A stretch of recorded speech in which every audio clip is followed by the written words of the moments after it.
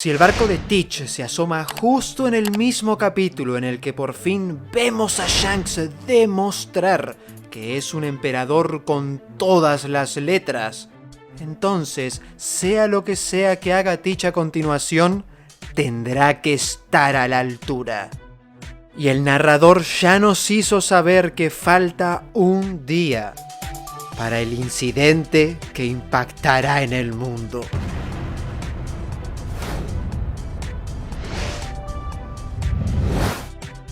En varios de mis primeros videos mencioné una teoría en la que establecía un paralelismo entre lo que hizo Roger y lo que hará algún día Luffy, de proteger a los dragones celestiales. Por aquel entonces me imaginaba a un grupo de nobles random pidiendo ayuda, pero creo que hoy finalmente se presentaron todos los elementos para pensar que el incidente de Egghead podría ser el equivalente al incidente de God Valley. Y cuando la amenaza que representa una Buster Call comandada por un miembro del Gorosei y un almirante de la marina se vea completamente opacada por el terror que puede ocasionar el hombre inspirado en el pirata histórico más importante, Luffy podría terminar protegiendo a la máxima autoridad del mundo. Conocer el nombre de uno de los 5 ancianos de forma aislada no es una decisión aleatoria por parte de Oda. Desde el Sei en su nombre, Saturn nos deja en claro su posición como dragón celestial. El personaje definitivamente se está preparando para tener una participación importante en el desarrollo de los eventos futuros. Teach demostró tener el suficiente conocimiento del mundo como para llegar a saber cuáles son las 3 rutas posibles saliendo de Wano y decidió esperar en la más segura de todas, la isla de Winner. Podríamos suponer que actualmente sigue ocupado enfrentándose a Law y que los que se encuentran en ese barco son los miembros restantes que no pudimos ver en los capítulos anteriores. Pero creo que la posibilidad de que Teach esté ahora mismo de camino a Egghead convierte a ese dichoso incidente para el que nos está preparando Oda en algo mucho más intenso.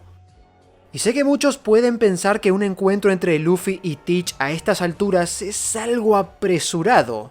No se ven las caras desde Impel Down, en Marineford Luffy estaba inconsciente y en Dressrosa tan solo hablaron por Denden Mushi. Por lo que el contexto en el que se reencuentren tiene que ser especial para que puedan discutir todo tipo de temas.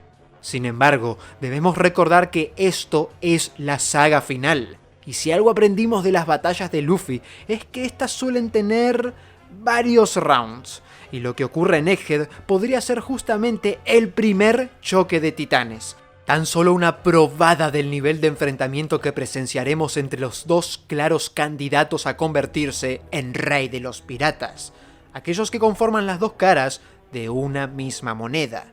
Un encuentro entre 2 Yonkou que podría dejar como resultado la aniquilación total del laboratorio, que no sería más que el primer round de esta inevitable pelea.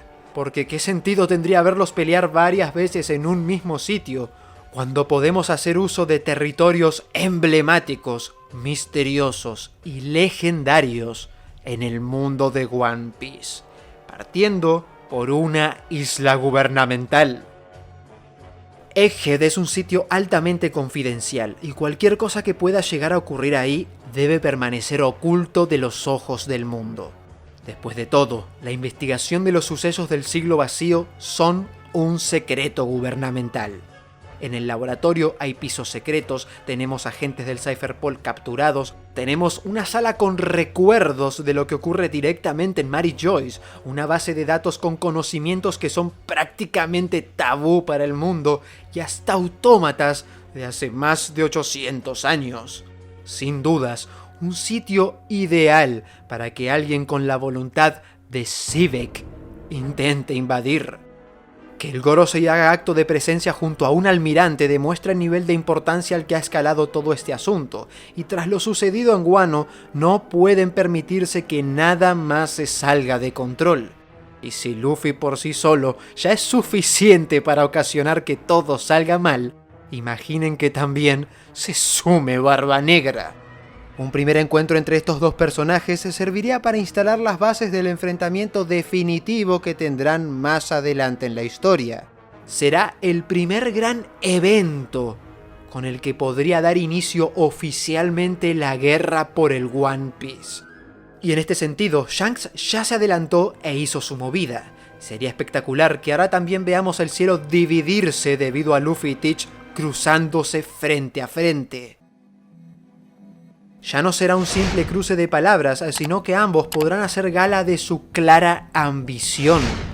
Teach nunca demostró poseer Haki del Conquistador, y después de lo que vimos con Shanks en este mismo capítulo, creo que llegó el momento adecuado para mostrarlo. Luffy no necesita muchos motivos para proteger a quien sea, y ante la eventual llegada de la oscuridad de Teach, y teniendo el objetivo en mente de llevarse a Vegapunk con vida, como prometió, podría terminar optando por salvar la vida de Saturn. Sobre todo si se fija en él como un anciano. Y conociendo a Teach, el nivel de provocación que tendrán sus palabras contra Luffy pueden llegar a ser desgarradoras. Puede recordarle a Ace, puede hablar de Dragon, puede hablar hasta de Kobe, de Law e incluso nombrarle a Shanks. Sabemos desde hace mucho que él le causó la herida en su ojo izquierdo, pero también los vimos rivalizar de mirada desde que eran niños. Por lo que no me resultaría para nada descabellado que Teach haya hecho 2 más 2 y al igual que Baggy o Barba Blanca, le mencione algo de su sombrero de paja y por lo tanto le revele información crucial acerca del pelirrojo. Insisto, un primer round más que apropiado. Si además tenemos en cuenta que pegado a Egghead se encuentra la base del G-14 con miembros de SWORD, recordando además que algunos de ellos se supone que fueron hasta Hachinosu, una posible alianza de Luffy con la mismísima Marina hace que el incidente de God Valley se sienta cada vez más cercano. Un enfrentamiento entre miembros del clan D alrededor de un sitio absolutamente secreto, con la marina presente y el futuro rey de los piratas protegiendo a un dragón celestial. Cualquier jugada del gobierno mundial en contra de Luffy de ahora en adelante podría sentirse como una vil traición de su parte, una forma ideal para comenzar a enlazar la trama de Luffy directamente con la del gobierno, y al mismo tiempo marcar su posición en la carrera por el One Piece. Y como dije recién, Shanks ya movió sus fichas, como si los sucesos del Reverie no hubieran sido suficientes para sentir que el mundo de One Piece se encuentra en un contexto de guerra y descontrol. Ahora, 2 de los 4 emperadores se movilizan y nosotros nos paralizamos. Porque la isla de Worldland, en donde está Elbaf, todavía no fue mostrada más allá de siluetas y aún así sus costas se le hacen honor al nombre del territorio y nos presentan un evento digno de ocurrir en la Tierra de la Guerra. Después de más de 1000 capítulos pudimos presenciar el poder de Shanks. Quiero que piensen cuánto tiempo esperaron para verlo pelear, o cuánto tiempo esperaron para conocer alguno de sus ataques. Yo personalmente me acuerdo patente cuando todavía iba a la escuela y me la pasaba leyendo en foros todo tipo de teorías sobre él. Vivía el día cuando llegó a Marineford a detener la guerra e internet ya por aquel entonces se volvió completamente loco. Un personaje que aparece cada 100 capítulos, tira 2 palabras y se va, es increíblemente uno de los más populares y poderosos que tiene One Piece. Y por fin, ya estando adentrados en la saga que pondrá fin a la historia, comenzamos a comprender ese poder. Lo que hizo en este capítulo fue fantástico y es como si todo se hubiera alineado para hacer que su aparición sea cine. Demostró un nivel de haki bestial que le sirvió para prevenir un ataque mortal por parte de Kid. Se presentó con Dory Broggy a sus espaldas, custodiando su retaguardia. Nos mostró finalmente un ataque inspirado nada más ni nada menos que en el único ataque que llegamos a conocer del rey de los piratas. con el que derrotó de un solo impacto a Kid y a Killer, no sin antes preocuparse de que sus heridas de Wano hayan sanado. Lo hizo frente a los ojos de su flota, que a pesar de ser muy extravagantes y débiles, navegan bajo su bandera porque él es su salvador. Y para coronar, Dory y Brogy volvieron a hacer uso del mítico ataque con el que despidieron a Luffy de Little Garden para destrozar por completo el Victoria Bank. Y todo ocurriendo en Elbaf. Bartolomeo entre lágrimas deseó poder convertirse en alguien que fuese capaz de ayudar a Luffy algún día, mientras ejecutaba un Bari Bari no Pistol inspirado obviamente en él, refiriéndose a su ataque como un homenaje al puño de Dios. Una de las primeras veces que se referían a Luffy como tal antes de saber todo lo que se vendría. Y el primer ataque de Shanks en ser revelado después de 25 años está justamente inspirado en su capitán.